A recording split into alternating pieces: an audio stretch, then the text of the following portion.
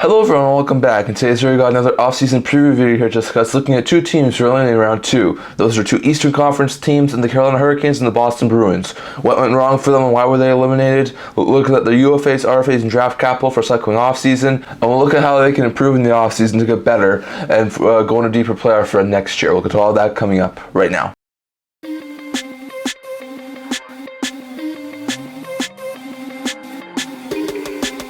Hello everyone, welcome back to another video here at the Internet Hockey Channel. Before we get into this video, don't forget to like this video and subscribe down below. Thank you all for your support and it will help you guys. So if you haven't already, don't forget to subscribe button down below and don't forget to leave a comment down in the comment section below so we can all discuss in today's video. Now, before I begin this video, I just want to remind everyone that I forgot to mention this in my last video, but it's officially June now, so we're going to try and post a little more regularly here. I have a little bit more videos coming out. So June is going to be an extremely busy month. It's probably going to be a ton of trades. We got free agency in less than a month now on July 1st. We've got the draft. I'm hoping to do a couple of live draft videos on both the June 28th and June 29th. So hoping to get a couple of draft videos there. Live ones, and also hoping on doing a live draft video for the free agency. So lots of interesting stuff there, but it's going to be a very busy month, so I'm going to try and post regularly here. But we're going to start by looking at two Eastern Conference teams who were eliminated in round 2. These wound up being the first two teams eliminated in the second round, and they were both from the East. That is the Carolina Hurricanes and the Boston Bruins. The Hurricanes were second in the Metro Division, just behind the President's Trophy winning Rangers. The Bruins were second in the Atlantic Division. They were just a couple of points behind the Atlantic Division winning Panthers.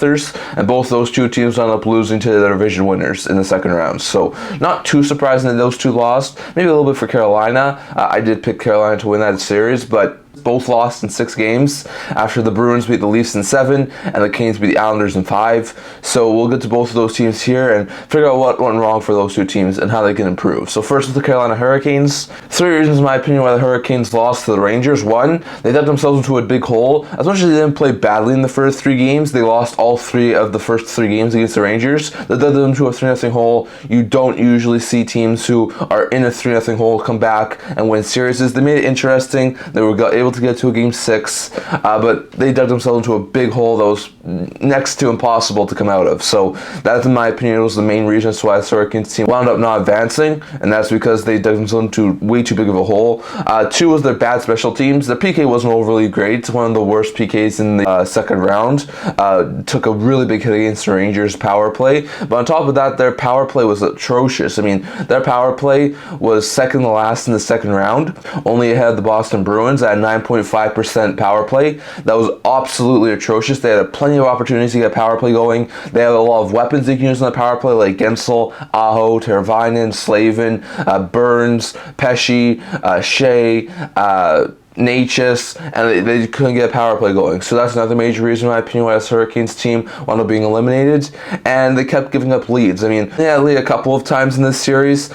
Some big wins in Game 4. They were able to recover, but they gave up a 3-1 lead. They also had a 3-1 lead in Game 6, looking to transcend it to 7, and they gave up 4 straight in the third. So they had a couple of opportunities here to basically control a game, take advantage, sort of run with it, get a little bit of an advantage going, and they were not able to do that. So in my opinion, the fact that they dug themselves into a 3-0 hole, they had bad special teams, including a especially bad power play, and the fact that they kept on giving up leads were main reasons, in my opinion, why the Hurricanes team was not able to beat the Rangers in the second round. So that's my opinion on those things. Going over to the pending UFAs and RFAs for the Hurricanes this offseason, if you look at their UFAs, they don't have a whole bunch, but there's a lot of really big names on the UFA list this year. They have winger Jake Guentzel, who had 30 goals and 77 points in 67 games with the Hurricanes and the Penguins combined. He's a UFA. It sounds like the Hurricanes want to bring him back, so I wouldn't be surprised if he was back. You have Teravainen, who had 25 goals and 53 points in 76 games.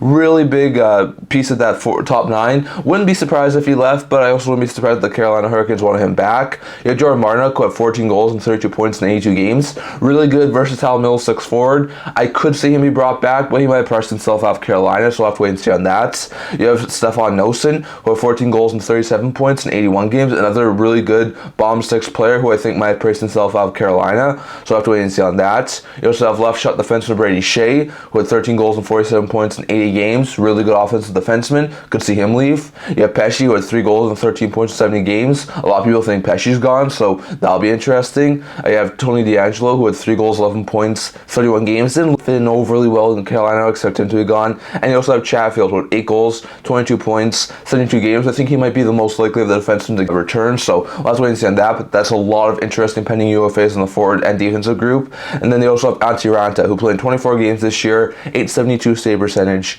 2.99 GAA. Did not look overly fantastic this year, and I think there's a very likely chance that he's gone from Carolina. So interesting stuff there for the pending UFAs. Look at the RFAs, not as much, but still some pretty big names. You have Martin Necas, who had 24 goals and 53 points in 77 games. Doesn't sound like he'll be back with Carolina, but he's not going to get not qualified, so I expect him to be dealt somewhere. You have Chris Drury, who had 8 goals and 27 points in 74 games. Really good third, fourth line center. I could definitely see him be brought back by Carolina. You have Seth Jarvis, who had 33 goals and 67 points in 81 games. Really good top 6 forward. I expect him to be brought back.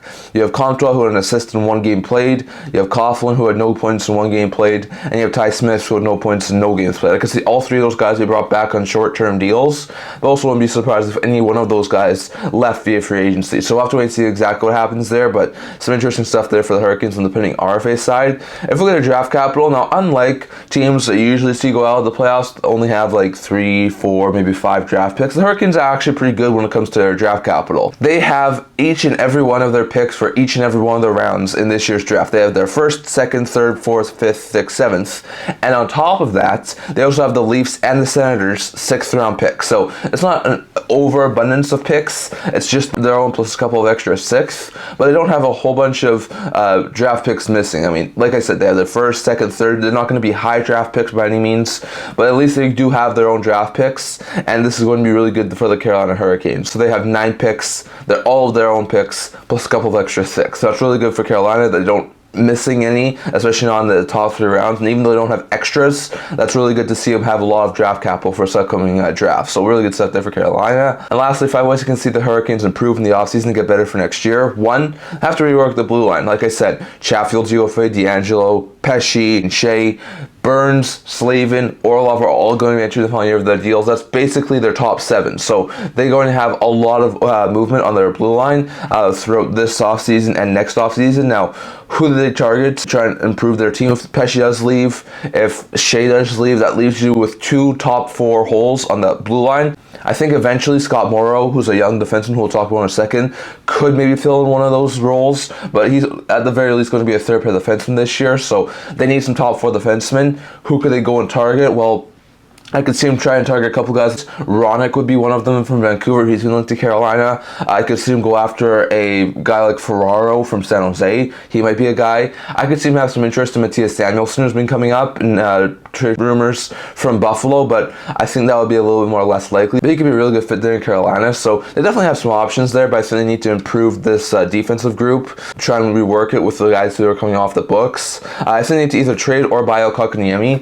It has not worked out overly well after offering him, signing him to a long-term 8-year deal with I think an AAV of $4.85 million. It has not worked out overly well. Kotkaniemi's been a solid bottom 6 forward ever since that signing. It's not worked out overly well. If they can trade him with this full cap hit, give him to another team who maybe can hopefully revive his career, that'll be great and better. But he's also a younger guy, so if they buy him out, it's a 1/3 buyout. It wouldn't be overly expensive for them, and I think it could also be another route they go. So I'm not exactly sure which route they go, but like we said, they have a ton of pending UFAs, need to rework this team, and freeing up another $4.85 million or so in cap space would be a major improvement for them to try and keep some of these guys around. So it'll be interesting to see.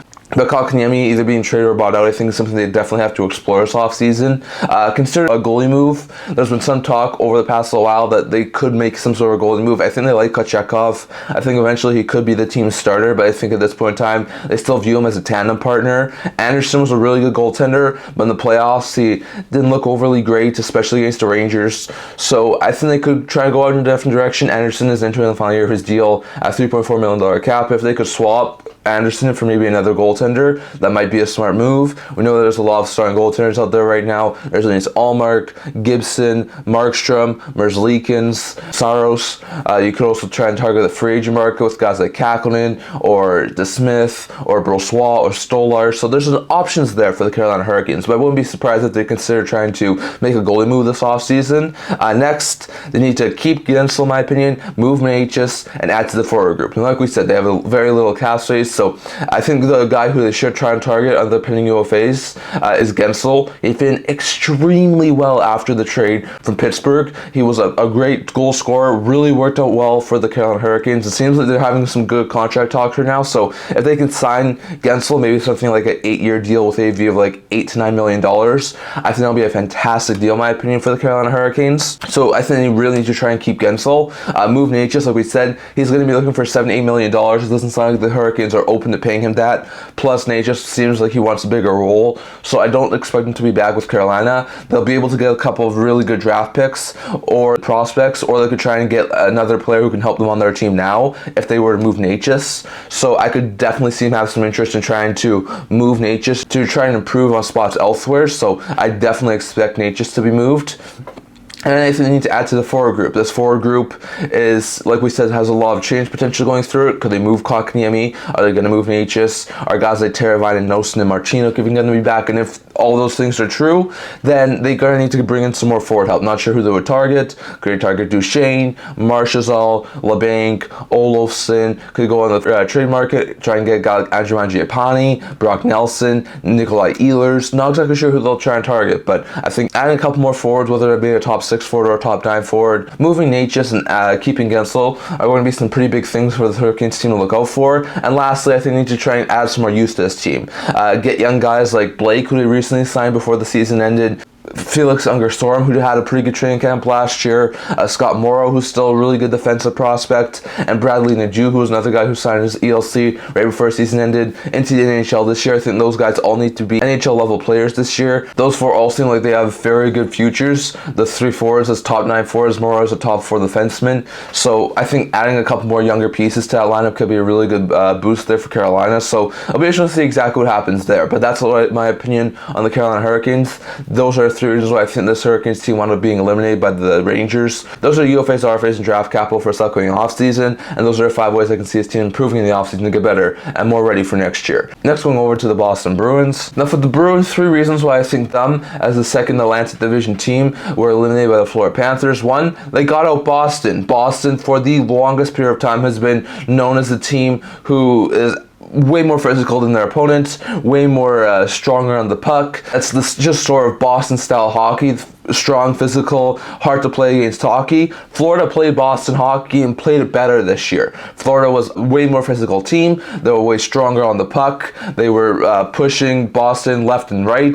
Kachuk and Bennett are big parts of that, but once again, out-Bostoning Boston was a big reason as to why Boston was out in the second round. I think if Boston was a little more physical on the puck, had a little more tenacity, had a little bit more bite to their game, maybe they do wind up winning this series. But given the fact that they were out-Bostoned by Florida, I think that was a major reason as to why Boston's team wound up being eliminated the second round. Once again, just like the Hurricanes, their power play sucked. The Panthers were fantastic in the second round on the PK. Boston only got 6.3% on the power play, the lowest of all the second round teams on the power play. They could not find any power play opportunities. So the power play sucking was an extremely big reason as to why this Bruins team wound up being eliminated by the Panthers in round 2. And lastly, not enough offense. Now, the Bruins didn't have the worst of offensive outputs, but if you take away the first game when they won, I think it was 5-1 in game 1, they were not able to find the back of net very often. I think they had 1 goal in the next 2 games. They had 2 goals in game 4. They had 2 goals in game 5. They had a goal in game 6. They were not able to get over 3 goals. So in my opinion, that was a major reason as to why this Bruins team wound up being eliminated. The Panthers shut down the Bruins offense, and if not for the brilliant play of Swayman, this series might have been done sooner. So in my opinion, being out Boston by the Florida Panthers, not having enough physicality or having bite to their game, the fact that their power play was non-existent in this series, and the fact that they did not have enough offense in that series were main reasons, in my opinion, why this Bruins team was eliminated in round 2. Going over to pending UFAs, RFAs, and draft capital for the Bruins for this upcoming offseason. First, there's a long list of pending UFAs here for the Boston Bruins. They have winger Jake DeBrusk, who had 19 goals and 40 points in 80 games this year for the Boston Bruins. Really good top 6 forward. I would see them considering bringing him back, but it sounds like he won't be back with the Bruins, so that will be interesting. You have James Van Riemsdyk, who signed a 1-year cheap deal, had 11 goals, 38 points, 71 games. Could definitely see him potentially be brought back by Boston, but I wouldn't be surprised if he left. You have Milan Lucic, who had 2 assists in 4 games, was then suspended indefinitely, never got back to the team. I expect him to be gone. You have Patrick Maroon, who had 4 goals, 16 points in 51 games with both the Bruins and the Wild combined. Could see him be brought back and maybe like a cheap deal to remain with Boston, but I wouldn't be surprised if he left. You have Oscar Steen, who had a goal in 34 games of NHL action. Decent call-up option, could see him be brought back. And you have Danton Heinen, who had 17 goals and 36 points in 74 games as a bomb 6 forward. Looked pretty good. I could see him be brought back, but wouldn't be surprised if he tried to take his talents elsewhere. So some interesting stuff there. They also have Matt Grzelcyk, who had 2 goals and 11 points in 63 games. Long-time Bruin, but it sounds like he won't be back for the Bruins, so expect him to be gone. You have Derek Forbort, who had 4 assists in 35 games. Decent defenseman, but I could definitely see him be gone. You have Kevin Shattenkirk, who had 6 goals and 24 points in 61 games. Decent third-pair defenseman. Could see him be brought back, but wouldn't be surprised if he left. And you have Riley Walsh, who had no points, no games. Decent young player. Could see him be brought back on a cheap deal, but also wouldn't be surprised if he left. On the RFA side, not too much here. You have Mark McLaughlin, who had a goal and 1 game of NHL action. Looks like a decent bomb 6 forward, so I expect him to be brought back. You have Jesper Boqvist, who had 6 goals and 14 points in 47 games. Could see him be brought back, but wouldn't be surprised if he was let go. You have Ian Mitchell, who had 2 assists in 13 games of NHL action, and Alec Regula, who had no points in no games. Both are decent 7th defensemen. They were both acquired in the Taylor Hall trade. Could see him be brought back on cheap deals, but also wouldn't be surprised if they left. Then you also have Jeremy Swayman, their biggest RFA. He had 44 games of NHL action this year, a .916 save percentage, 2.53 GAA, really good goaltender. He's going to command like a $67 million cap hit, but I expect him to be signed on like a maybe 2 to 3 year British deal or maybe more of a longer term deal. And then you also have Brandon Bussi, who had no games of NHL action this year, but also looks to be a future maybe tandem goaltender for the Boston Bruins, so I expect him to be brought back too. So some interesting RFAs for the Boston Bruins. If you look at the draft capital for the Bruins, unlike the Hurricanes, they have next to none in the draft capital category. They have no first, second, third, or 7th round picks this offseason, and they also only have their 4th, 5th, and 6th. So they have late 4th, 5th, and 6th round picks for this upcoming offseason, and they have no first, second, third, or 7th. So no picks in the first 3 rounds is definitely bad for the Bruins. Definitely went all in again this year and couldn't win the cup. So bad stuff there for Boston, but they definitely don't have too much draft capital with only 3 draft picks. So that's bad news there for the Bruins. And lastly, 5 ways I can see this Bruins team improve in the offseason to get better and go on a deeper playoff run next year. 1, their goaltending needs to be worked out. They need to re-sign Swayman, move Ullmark, and find another goaltender. Now, I don't think at this point in time Bussi is ready for NHL action. Maybe they consider him for being the backup, but I wouldn't be overly shocked if they went out, got a veteran goaltender who can be a tandem partner for Swayman, whether that be Brossois or Stolarz or the Smith or someone else like that in free agency, or if they try to go after someone in the trade market. Not sure if they go do that, but I think they need to go and get a backup or a 1B goaltender for Swayman. They need to extend Swayman. He's going to probably command like $6 to $7 million, maybe even 7+ on an 8-year deal. He's a really good goaltender. He's shown it this year, so I expect him to be re-signed. They need to move Linus Ullmark. Ullmark is making $5 million into the final year of his deal. They're not going to be able to keep Ullmark at $5 million and then Swayman at 6 or 7. It's just not feasible. So I expect Ullmark to be moved. Not sure if it'll be for upgrades to different parts of the team or if it'll be for picks and prospects, but I definitely expect Ullmark to be moved. So in my opinion, they need to re-sign Swayman, move Ullmark, and find a 1B goalie or a backup for Swayman this offseason. Second, they need to have some top 6 help. They're most likely going to be losing Jake DeBrusk, which is a big blow. There's a couple of other pieces they could be losing on the forward group, so they need to add some more forward help. Now, ideally, they would probably want to add a top six center, as that was a major problem for them this year. Elias Lindholm may be a guy who goes to the market. Maybe there's a couple of other lower end guys that they could try and target. They could also look to try and target a guy on the forward group. Not exactly sure who they could target on the forward group, but there's a couple of decent center options out there that I think the Bruins will try and look at. And there's also been some talk about them going after a top six winger, like a Marchessault or a Guentzel if he goes there, or potentially some other interesting names, Stamkos, Reinhart. So it'll be interesting to see exactly what happens with Boston, but definitely excited to try and add some top six help. I think they need to give Lohrei and Poitras bigger roles. Poitras was able to make the team out of training camp. Looked like he could be a really good center. Lohrei was up and down the lineup this year at the NHL level, but he looks like a fantastic future stud defenseman. So I expect Lohrei to be a consistent top four defenseman next year for the Boston Bruins, and I expect Poitras to be a solid either second or third line center for the Boston Bruins this upcoming offseason. So that's my opinion on the Bruins. I think they need to try and add some center help and add some defensive help. I think they also need to add on the blue line. Like we said, Lohrei probably going to get a bigger role. They still have guys like Carlo, McAvoy, Lindholm if they don't move any of them. But I think they could also try and add some more pieces. Like I said, Shanker could be going. Mitchell could be going. There's a couple of other decent guys who I think could also be going on the defensive market. So there's going to be some interesting options there for the Boston Bruins to try and add some more depth on their defense. Not exactly sure who those try and target. They could try and get some players in free agency, maybe try and make a small trade. But I think adding some more depth to their blue line would be a big boost there for the Bruins, especially with guys like Shanker and Mitchell potentially leaving. So I'll have to wait and see on that. And last, they need to free up cap space. On top of potentially moving Ullmark, I think they need to try and figure out another way to free up cap space so they can add to that forward group. Could they move a guy like Charlie Coyle? Is that a possibility with him making $5.2 million? Are Geeky or Frederick potential trade candidates, with Geeky having a $2 million cap hit, Frederick making a $2.3 million cap hit? Is there any potentiality there of potentially moving Carlo, who makes $4 million? Not exactly sure who they're trying to target to try and move some cap space. I know Ullmark's going to be one of them, but I expect them to try and free up some cap space to try and improve this team.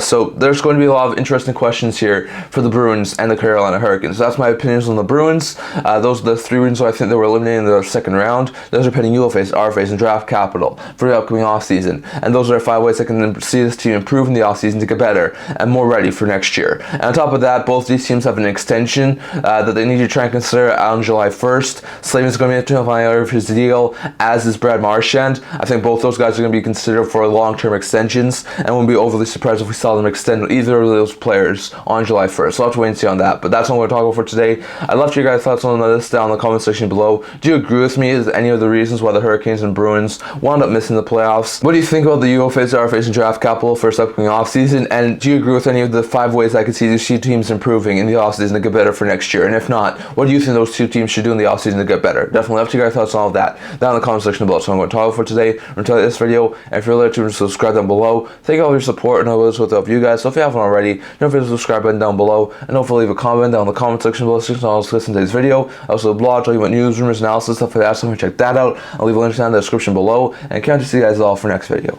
See you guys soon.